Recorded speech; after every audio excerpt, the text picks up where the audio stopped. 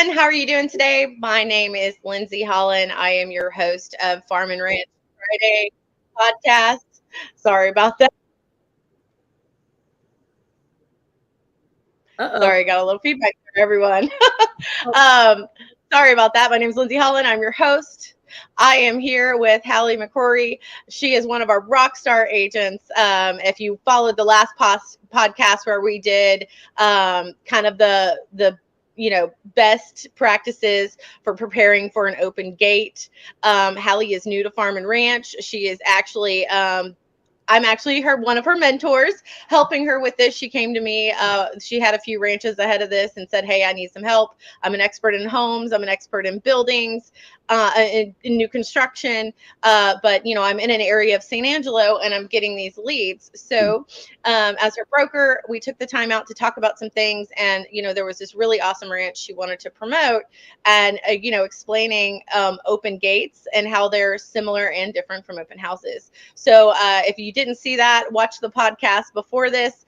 We go through some items on how to prepare. So we had that open gate at Max Efforts Ranch in San Angelo, Texas. So we're kind of doing a little follow up because there was some aha moments. There was, man, we forgot to do that, which, it happens. We can't be perfect. And then I even had some things where I was like, man, I forgot yeah, I got to do that again. So we wanted to go through this post of open gate as well as cover agent follow-up and also buyer follow-up. We had some buyers show up without representation.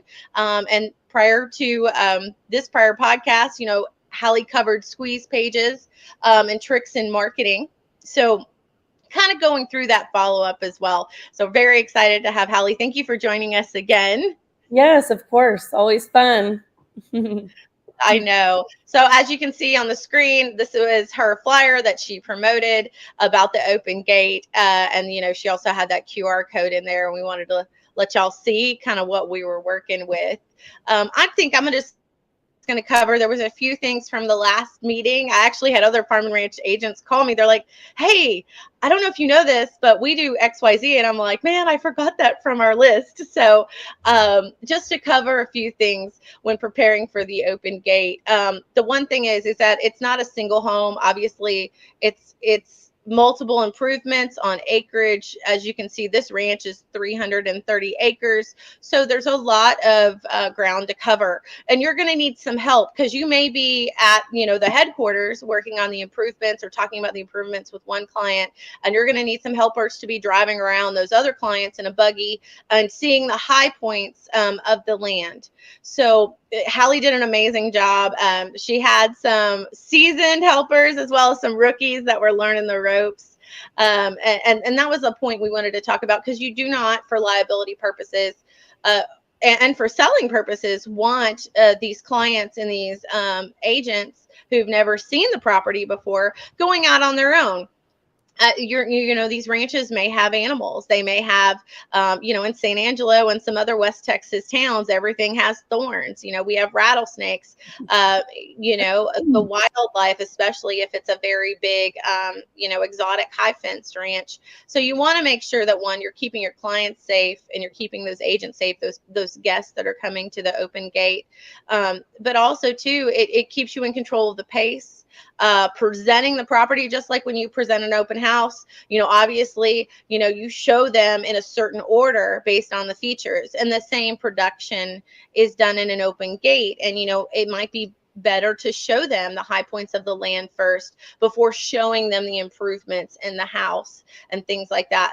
Halle has on this property, she has some beautiful water features. There's some great trees and vegetation. There was deer running around everywhere. So sometimes it's better to take and have that plan before you're there that day to have the plan. Okay, we're going to follow this trail. We're going to show, this tank first. We're going to show this water feature. We're going to show the fence lines next, and kind of have that whole production wrapped up, and then teaching your team as well. I'm like I said, Halle had some seasoned volunteers, which is great to have that, but, letting them know, hey, listen, here are the questions you can answer. Kind of here's the dialogue, if you're driving everybody around in the buggy, here's the trails you're going to follow and the high points, and just having that instruction so they can help you on that.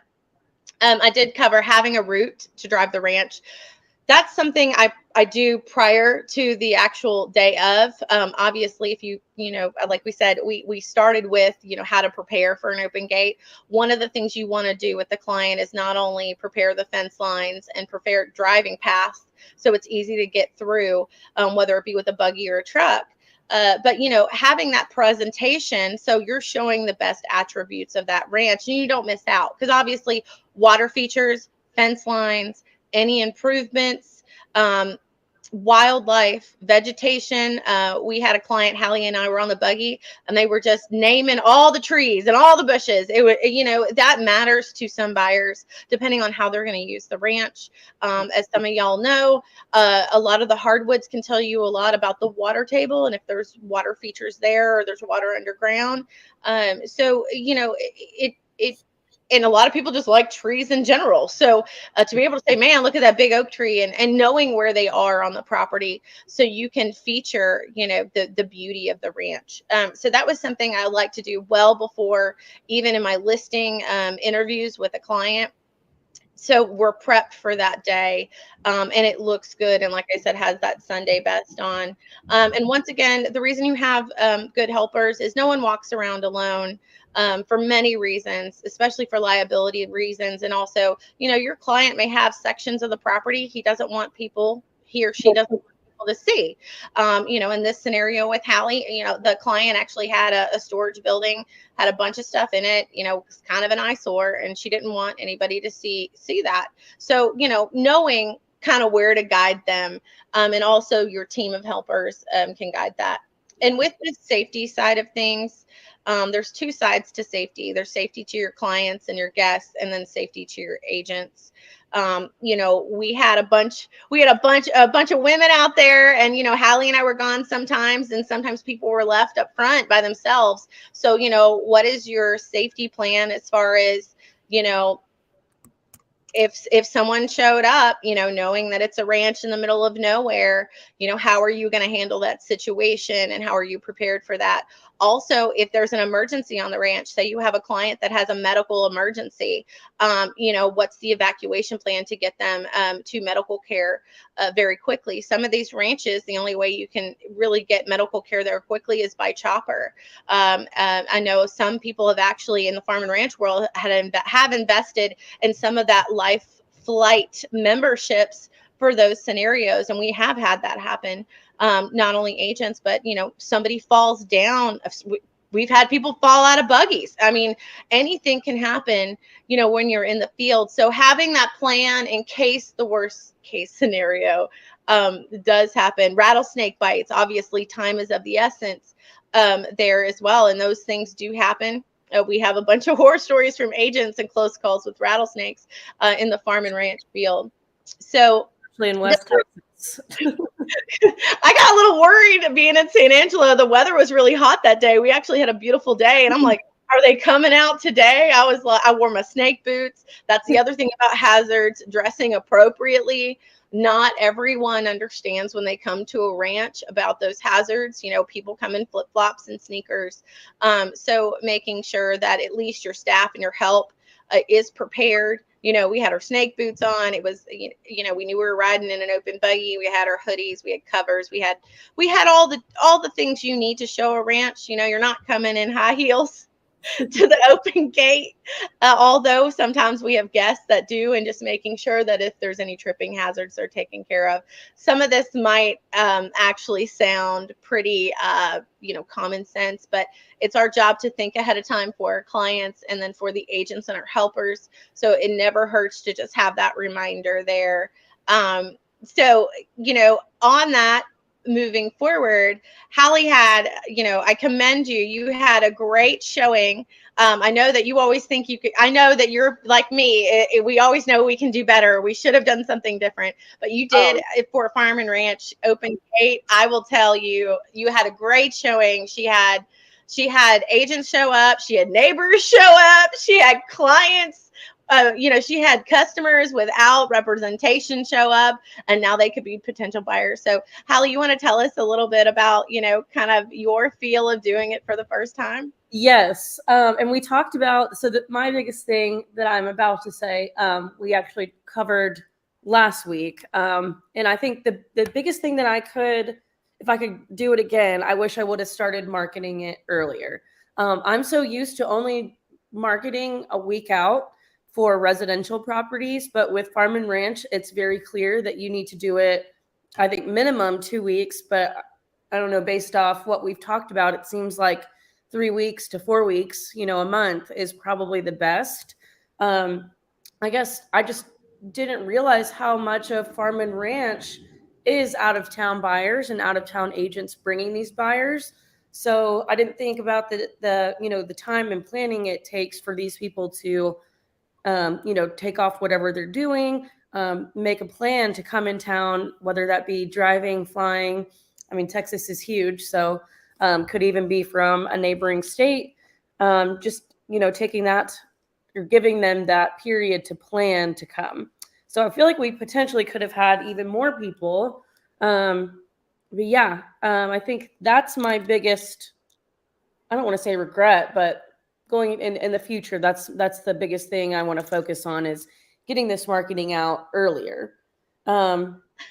Absolutely. And you targeted something that most people don't realize, Mhm. that farm and ranch brokers and farm and ranch buyers majority of them are from out of town. They might be buying their first ranch and they're from Houston, and their broker sees this open gate and they're like, okay, I have to get with them and their schedule and for them to travel, and do you have the kids and do you have the dogs, because we all understand that life. Yeah. So to be able to, in my mind, it gives the farm and ranch agent time to plan and take time off, and then also the client. And we sometimes we wear that residential hat and we think everyone's local, looking for a property. So definitely good takeaway, because you can see me in the first podcast when she goes, I mark it out a week, and I was like, whoa, girl. I was like, we need to talk about minimum of 2 weeks. Yeah. And that's just, it's not obvious. You don't know until you're in the business, to kind of understand that, wow, majority of our clients are from out of town. Like that one set of clients that came without buyers, what did they drive? A few hours to get to the property? About an hour. Okay. Yeah. They came from, was it Midland, by the way? They're from Midland, but live in Robert Lee now, which is Okay. on the north. Well, I guess actually, no, they probably only drove like 20 minutes because we were on the north side of town. So yeah, not far for them. But, Not far from. we could have had potentially other people, if they were living in Midland, we probably wouldn't have had them. Yeah. No, so great point, which is why we want to follow up with everyone, because these are points that all of us can miss. And so, going back, and because it's always good. Hey, we should always go back and do a review and a follow-up of how we can improve, what worked, what didn't work, in any of our presentations. So Right. this is awesome. Also, Halle, covering you taught us about squeeze pages and client follow-up as far as the technology side. Mhm. And I will tell you, we got a ton of feedback from our last podcast where people were like, man, I spend hundreds of dollars on these marketing materials, these printed brochures. And you talked about that squeeze page, which they could snap, the QR code, which all of us know what a QR code is after COVID. And they had to put in their information. So that got back to you. And then they get all the information on the property. And that was just, there was a lot of ahas, I will tell you. So I would say thank you for putting that tip out there, because I feel like farm and ranch agents were used to kind of doing the same thing over and over again and printing out those beautiful brochures. And so, this was a really cool tactic for you to also capture that information. So do you want to talk? I would like for you to talk about the technical side of the follow-up as well, especially with the tools that you set up, because we had so much feedback on that.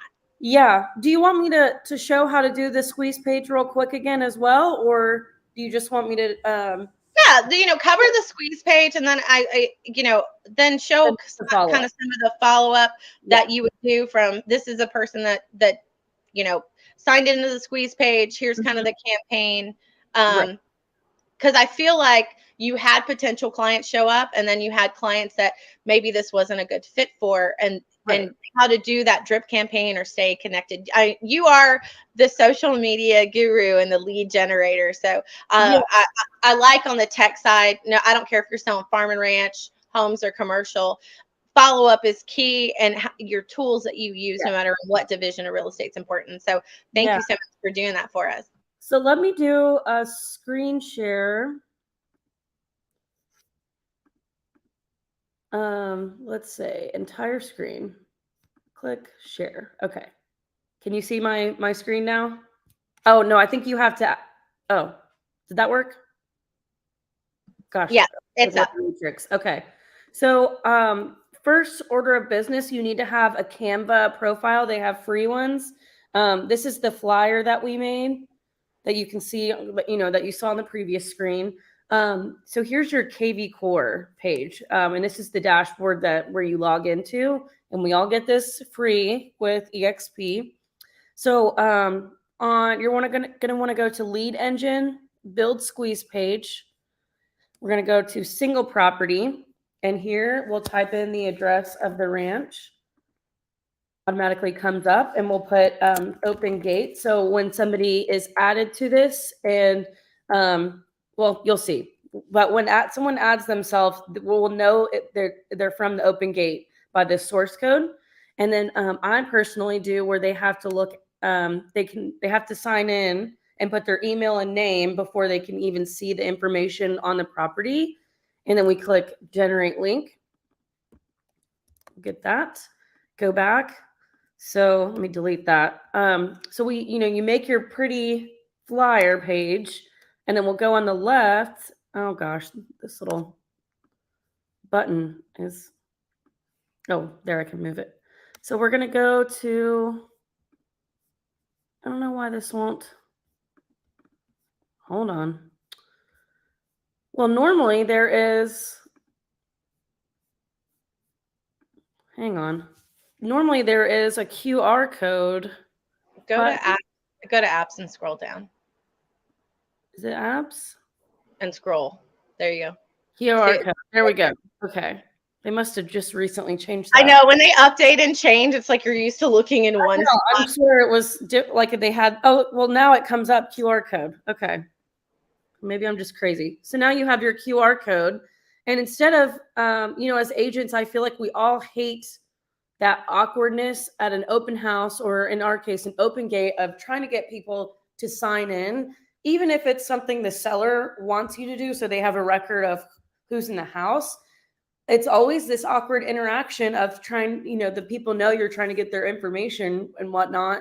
This is a much more authentic way to get somebody's information that's coming to your open house, or in our case, an open gate. So, you share with them as they pull in, you're talking to them. Hey, I'll have this on my phone, and, I'll say, hey, scan this for more information on the property, which they want more information. If they're already at the event. Yeah. While you're driving around on the buggy, here's the brochure you can look up, Right. So, and like you said, it's more authentic, because let's face it, everyone's tired of being spammed by emails and text messages. So the fact that this is, an easier way to do it, and it's more natural. So I love this. This is why you're my tech girl, because you even teach me things. I mean, I call myself, a techie agent, but you have it on a level that I haven't reached yet. Too funny. And this is this is the page that comes up. This is what their view looks like. In order to get information, they can't scroll or anything to see the property. They have to input their email first. So that's kind of my hack for getting people's information. Let me go back to stop screen. And I feel like that was pretty good. Now I have those buyers' information. So when we were out showing them the property, they had a couple questions on wells. Just, as an example. And so I actually followed up that next morning. You can do that afternoon too if you have the information sooner, but I followed up the next morning, said I was working on getting the information, followed up again the next day and got them the information. And unfortunately, they said that based on the attributes of the property, they thought the price was too high for them. But now I'm talking with them about, potentially buying something else for their needs. This lady particularly wants a roping arena. She grew up as a roper and, wants to have that in the next ranch they buy. So even though they don't buy, it's just like an open house almost, like where just because they're not buying this one, it's an opportunity for me to represent them as a buyer on another ranch, which is great because hopefully we'll get this ranch sold and then I'll have another ranch that I can sell. So in the words of Lindsey, just trying to milk the property. I was just about to say, way to milk the listing. I can't take credit for that, but I think it's even funnier now in Farm and Ranch that, milking the listing, it's not just about selling that property. Yeah. It's also about repeating your brand out there, getting the mind share on that internet highway. It gives you another reason to talk about what you do and what you love without the boring, oh, this is just listed. Oh, we sold this. You're giving them actual content and something to talk about. And I love, Halle, that you did that. I mean, how many times you get done, obviously, closing up an open house, closing up an open gate. I mean, there's a lot. You're cleaning up, you're making sure all the gates are locked, you're loading trailers with buggies. And, to be able to go back into the office and say, okay, these were the clients. Let me follow up with them. And then also, too, I can email them other leads and other things. So way to milk the listing and potentially get a new buyer and brand that. So totally awesome there. Very excited for you on that. And thank you so much for sharing.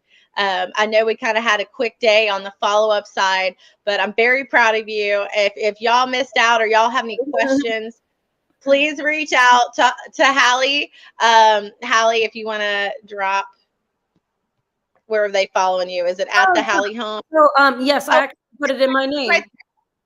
Awesome. So if you'd like to reach out to Halle on her Instagram page, message her as well. Same thing for me. You can reach me it's super easy. It's a 1-833-TX Ranch. I got me a little vanity number. Love it.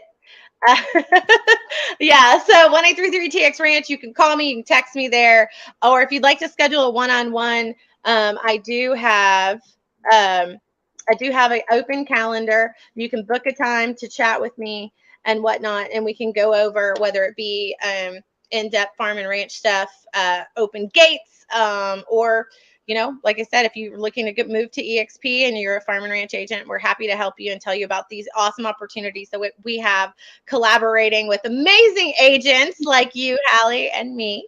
So thank you so much for your time today. And I see our puppy's going to wish us well and goodbye too. Seller's Agent Scout. Yeah. Top dog. Thank you, Halle. You have a blessed day. You too. Thanks, Linz. You're welcome.